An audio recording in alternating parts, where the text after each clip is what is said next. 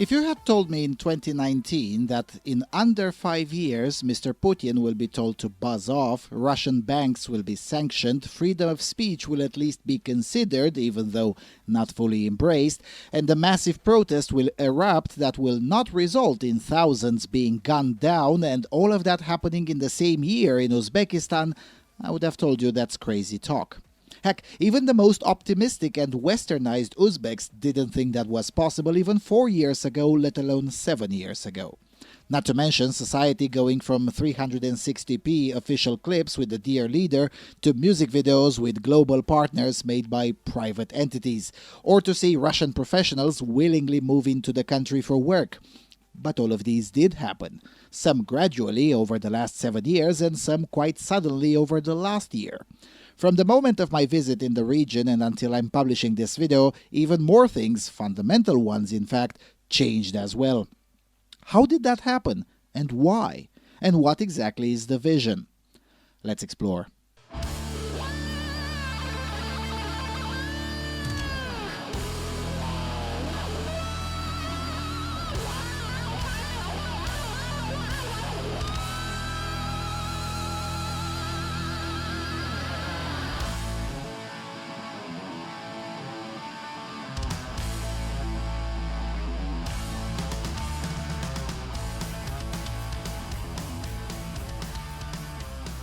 Hello everyone and welcome to the 8th featured installment of the Central Asia featured series. So in this episode I'm supposed to tell you about the fundamental transformations that began in Uzbekistan following the death of Islam Karimov, where we left the story in the previous episode. If I go too much into the details about these transformations, then the video would risk to come off as a praise for the second president of Uzbekistan, Shavkat Miromonovich Mirziyoyev. And I don't want that. There's plenty of things to criticize about the current regime in Uzbekistan and the current president, considering that he was, after all, Karimov's right hand for 13 years and was in fact a personal beneficiary of the country's cotton-picking slavery system finally abolished in March of 2022. There's also the option that I speak extensively about all of the corruption scandals, human rights abuses, which although paling in comparison to the Karimov era, are still very much real and present, and thus ending up sounding like your garden variety Western blogger, unable to understand that the world is a big and complex place, and not everyone has the same framework, which is a fact that should be internalized rather than aggressively fought against. But I don't want that either.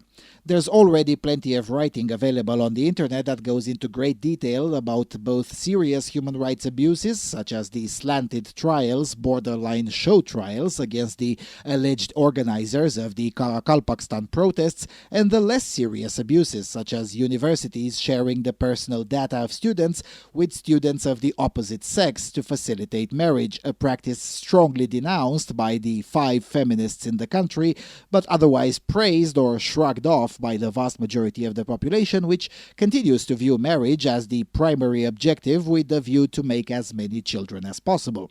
You see, Uzbekistan has a total fertility rate of nearly 3 children per woman, and the rate has been growing consistently since the death of Islam Karimov. Not that it was too low before either. In the last years of the Karimov regime, the total fertility rate stood at around 2.15, but the newfound freedom, as perceived locally, has been a boost for fertility, putting Uzbekistan on the very short list of countries in the world where improving economic conditions not only did not depress fertility rates, but in fact increased them quite spectacularly. Making this episode on Uzbekistan is surely more difficult than the previous two because the story gets much happier, even though with quite a few trade-offs and caveats. So, to avoid sounding like an ignorant visitor or like a simp for the current regime, I'll take you through the story real quick and then spend a lot more time on the vision of the future that the local elite has and show you a bit more how this place feels with as many of the idiosyncrasies as possible. So, I left the story in the previous episode at the funeral of Islam Karimov, the final circus of the regime that kept the country safe in the first 10 years and then kept it backwards for another 17 years. You see, what makes the story multifaceted and nuanced is that although the improvements since Karimov's death are spectacular and very visible, the tendency is to ascribe a lot or even all of that improvement to the second president, while conveniently forgetting that the current president hails from the same clan as the autocrat that tormented the Uzbeks for so many years. And when I say the same clan, that's not a metaphor. Although officially Uzbekistan denies the existence of clan politics since the collapse of the Soviet Union, the reality is that clan politics are very much a thing, although far more refined and less tribal than in other places in the world that feature similar arrangements. If you remember, in episode 6, we discussed how the local elite found a way to avoid Russification after Stalin's death by re-establishing unofficial networks based on regional and clan loyalties, and while Uzbekistan was officially a Soviet Socialist Republic, in practice the place functioned like a confederation of Khanates. Well, not much of that changed when the USSR fell, except that the public-facing roles shifted from the Zhizak clan to the Samarkand clan with the rise to power of Islam Abdughaniyevich Karimov. With that said, the new leader turned out to be shockingly different. Not even the most optimistic Uzbeks would have wagered on any of this in September 2016, when he was appointed by the parliament as interim president following the death of Karimov. Legally, he was elected to the first 5-year term in December 2016 with 88% of the votes, defeating 3 unknown candidates. The election, while slightly less of a sham than the one in 2015 in the sense that nobody was intentionally blocked from running and the amount of fraud was lower, it still lacked real choice. Also, the state media framed the debate as a choice between Mirziyoyev, chaos, and Islamism. For all intents and purposes, it seemed that nothing will change. Officially, Mr. Mirziyoyev promised to, quote, continue the work of my dear teacher, the great statesman Islam Karimov, unquote. Ironically, he was starting his tenure exactly as Mr. Karimov, with a grand promise that he had no intention of keeping. His predecessor had started his post-communist rule with a promise in public to make Uzbekistan an Islamic state, then worked for 27 years to make sure that doesn't happen at all at any price. Mr. Mirziyoyev promised to be a continuator of Karimov, a promise which now, 7 years later, we can objectively say he did not keep, and that's a good thing. But at the beginning of his first term in office, Mr. Mirziyoyev had a very complicated situation. The country was almost entirely isolated, both politically and economically, including from its immediate neighbors, let alone the rest of the world. The jails were full of political dissidents, most of them having been in jail for over 20 years. The country had a gulag on its territory made specifically for human rights campaigners and others guilty of wrongthink. And even though the country had a monumental potential in electricity production, somehow there were electricity shortages, because that's what socialism does to a country. There were also shortages of gas in a country that is now, 7 years later, getting ready to replace Russia as a gas supplier in some markets. There was also a shortage of jobs. The country hadn't created any new jobs in the private sector in years. And the state sector was riddled with corruption in ways only Russia would probably be a good rival. Not that there isn't any corruption now in Uzbekistan, of course there is, but it's at a much more manageable, or at least tolerable levels. Also, the repression on religious life had become intolerable, but lifting those restrictions came with potential security risks. However, it could also mean getting closer to richer potential allies in the Muslim world, particularly Turkey, Azerbaijan, and the United Arab Emirates. But before doing anything in this regard, the new president had to also do what any new leader should do in an autocratic environment, which is to consolidate power. And just like he climbed up the ranks defying expectations, he also consolidated power much faster than expected. 8 months into his first term, he had purged most of the administration of most of the Karimov loyalists. That's very fast for such a system, but considering he had been prime minister for 13 years prior, it stands to reason that he knew exactly who was who. Now, that was the easy part. The much harder part was wielding power in such a way that money starts flowing in so that both the populace and his clan can prosper and thus secure not just his regime but the apparatus as a whole, an apparatus that also had to be shrunk. As I was mentioning in the previous episode, the Karimov-era state apparatus was gigantic because it involved the physical surveillance of the entire population. Most of those employees were now useless, not because the new president was necessarily a big fan of personal freedom, but because they were an unnecessary drain on resources. But firing them all at once would have risked a riot, so finding the right balance was in itself a task, and from what I've been told unofficially, the program of shrinking those departments is still ongoing and is not expected to be over before 2024, full 8 years since the death of Karimov. But to get the money coming in, the country had to be taken out from international isolation, and taboos had to be broken. The first taboo was broken in the first month after the election. In January 2017, flights between Uzbekistan and neighboring Tajikistan and Kyrgyzstan were resumed, for the first time since 1992, when they were suspended following the onset of the Tajik civil war and the never-ending chaos of Kyrgyz nascent democracy. We'll talk quite a bit about the latter in the next 2 episodes. Now keep in mind that in January 2017, Uzbekistan was still technically at war with both countries and had unsettled border disputes. Friendly reminder, only Kazakhstan has all of its borders completely settled in the region, although Uzbekistan is now almost done too. Then followed a state visit to Ashgabat, the first in almost 20 years, to the other very closed country in the region.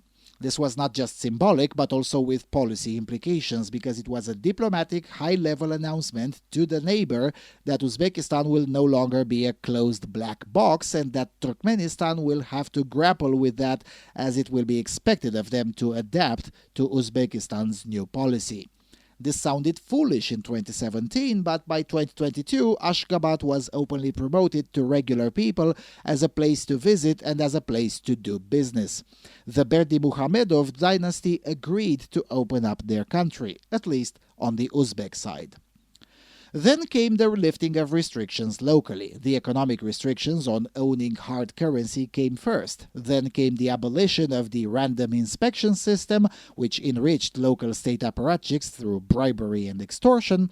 Then came the lifting of restrictions on religious life, starting with permitting the Azan to once again be broadcasted, and resumed the construction of mosques, although still subjected to state approval and a tightly controlled system of appointing imams, something which is quite understandable in the region. Now, the restrictions on religious life are not fully lifted, and likely never will, as even very democratic and tolerant neighboring Kyrgyzstan maintains some of them specifically for Islam.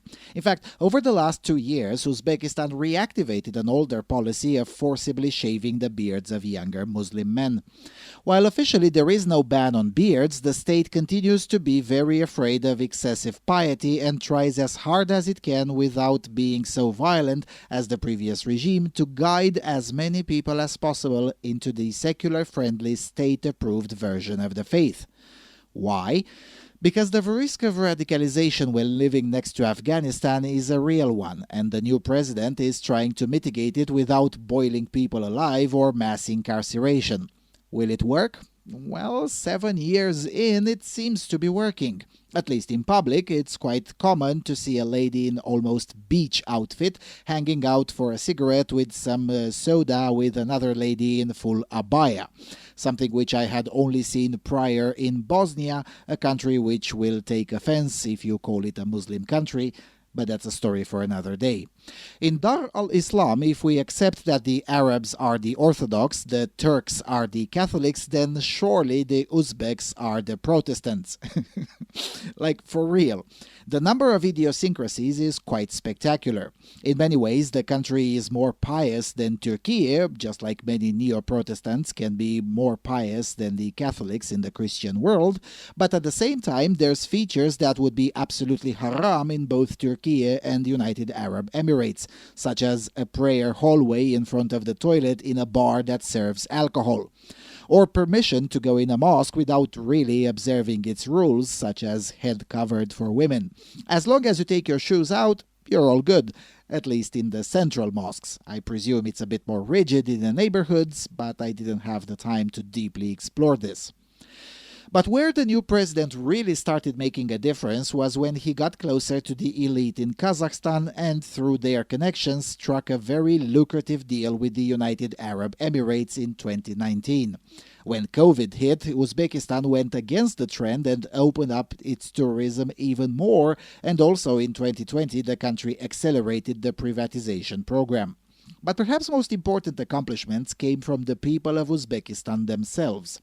With a lot less interference from the state in economic life, small businesses started to flourish, and from 0 jobs created in 2016, the country created over 350,000 new jobs in 2017, then 400,000 in 2018, and by 2020 the country was attracting some of its diaspora who had left for Russia back home.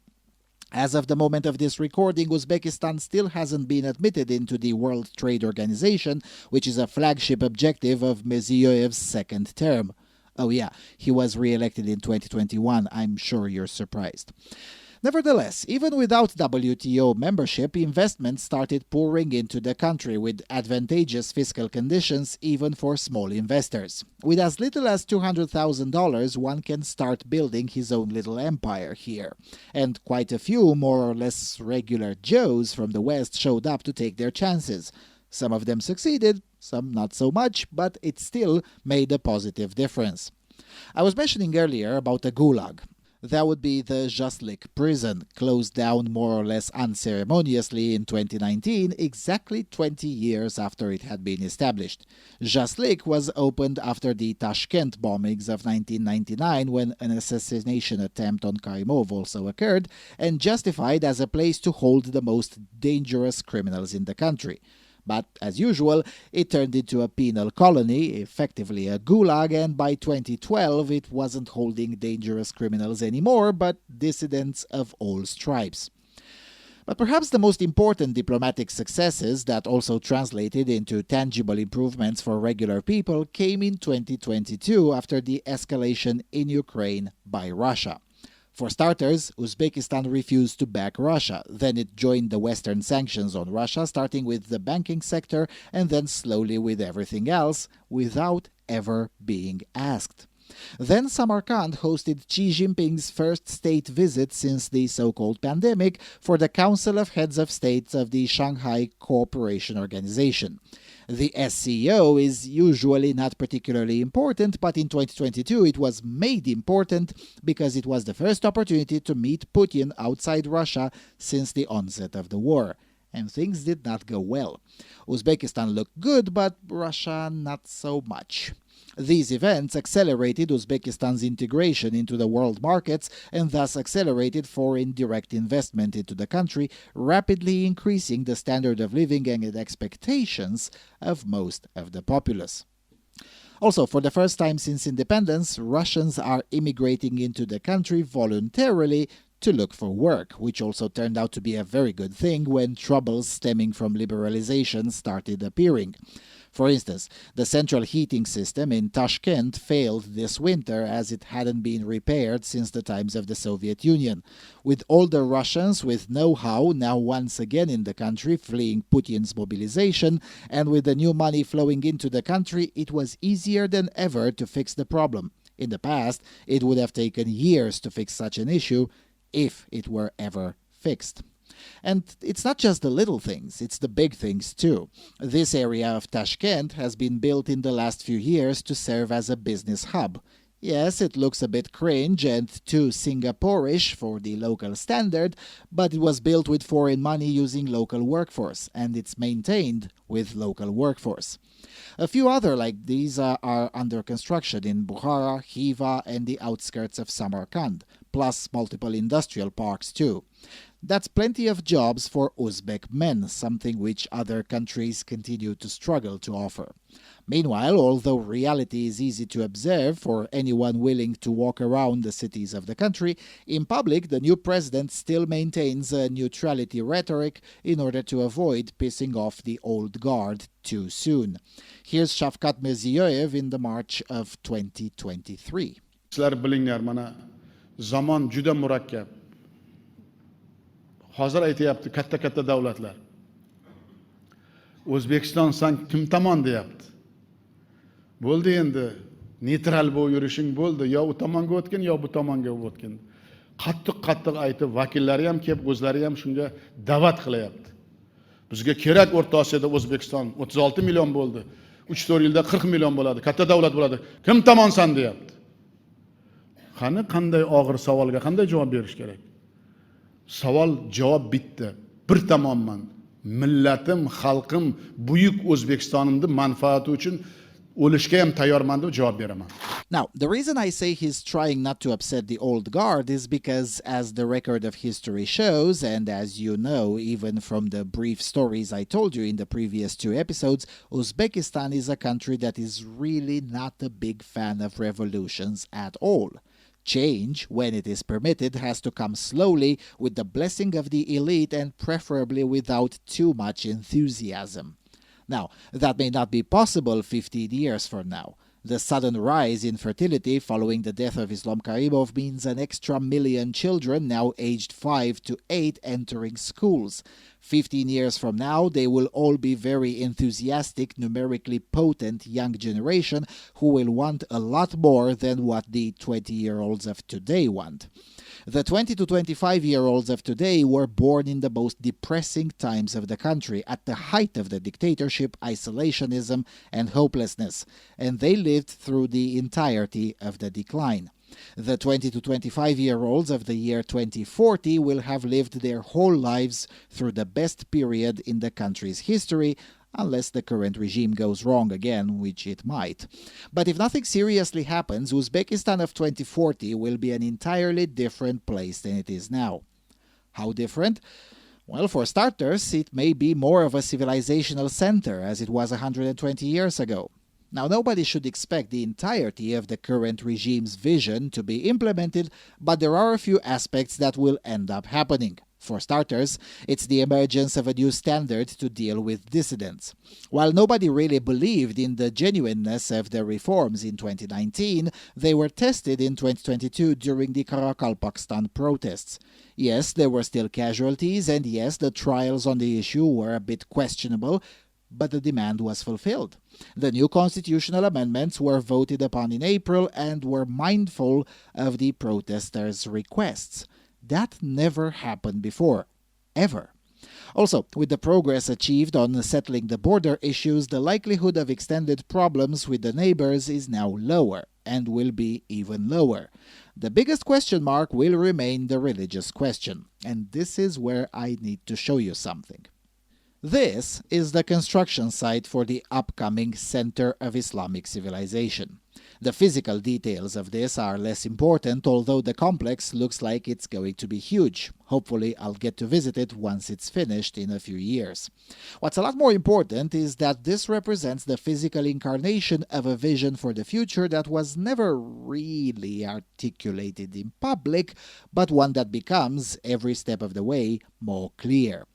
This complex already has exhibited one of the oldest Qurans in the world, a gigantic mosque, the kind of which Karimov would have long shut down, and inferences every step of the way that the rest of the Muslim world should be taking its cues from here, the most obvious cue being, of course, the name, the Center of Islamic Civilization. The vision is to reclaim the place of Uzbekistan as the host of Islamic thinking and Islam's center of scholarship. Will that happen? Who knows? It could happen if attempts at reformation via the Alexandria School of Thought or the current policies in Saudi Arabia fail to deliver. But whether Samarkand or Tashkent will become or not once again the central place of scholarship in the Muslim world is of less importance, at least for the regime or the near future of the country. What is a lot more important is whether this can bring in much needed capital in the country by strengthening the connections with the wealthier members of Dar al-Islam, and on that front, it seems to be working. Also, this direction is an attempt to fix the harms during the Karimov era without risking radicalization. Because again, while it is certainly not visible at all in public, the risk of radicalization is still real, especially now as the Taliban are once again in power in neighboring Afghanistan. Navigating this is a complicated business for all the countries in the region, including for the otherwise democratic neighboring Kyrgyzstan, which will be the subject of the next 3 episodes, and now for Uzbekistan as well. There are also other less important changes in the country, some of them barely noticeable, that ended up paying off in a very financial sense, such as permitting people to take photos and videotape in the Tashkent metro. Like in most of the post-communist world, any photograph in the metro system was absolutely haram, punishable by jail or huge fines. But the metro system in Tashkent is beautiful, so tourists wanted to photograph it, and many of them ended up in deep trouble because of it, affecting the country's image and losing tourist revenue. It's one of the many low-risk, high-reward measures of the post-Karimov era, alongside with removing any policy on hard currency, which, in addition to kicking off an increasingly large small business sector, also gave tourists the confidence to no longer postpone the moment in which they visit this country, which, again, with all of its complicated history, still remains one of the hidden gems of the world. Lifting the curfew, which was already not observed by the youth and by the tourists, is another low-risk, high-reward measure by the regime. It cut down corruption in unexpected ways and also increased economic activities in ways the local experts couldn't predict, all without really increasing the crime rate. This was, in fact, the excuse offered for the refusal to lift all sorts of silly restrictions, that it would increase crime rate. But in reality, Tashkent is likely the safest capital city I've ever been into, and I've been in over 120 capital cities. Sure, there are pickpocketers, but then again, those are everywhere. However, unlike Europe, if you're caught pickpocketing, the penalties are really harsh here, something which I would approve of if I hadn't known just how repressive this country can be. Because, you see, while things have improved a lot since the death of Karimov, and Uzbekistan now is clearly a far freer country than it was in the summer of 2016, there's still a long way to go. The press is still far from free. Teenagers are sometimes criminally prosecuted for messages on the internet that the regime deems indecent. Also, while the economic conditions of the majority of the population have truly improved, there's still multiple pockets of extreme poverty for real, not what American leftists call poverty. I was watching the other day a clip on Twitter with someone unironically arguing that 14-year-olds making $15 an hour flipping burgers in some US states are being exploited. Well, in Uzbekistan, 14-year-olds would be extremely grateful for such a job, even though such thing is unimaginable here. A good wage here is $150 per month, 8 hours a day for 6 days a week.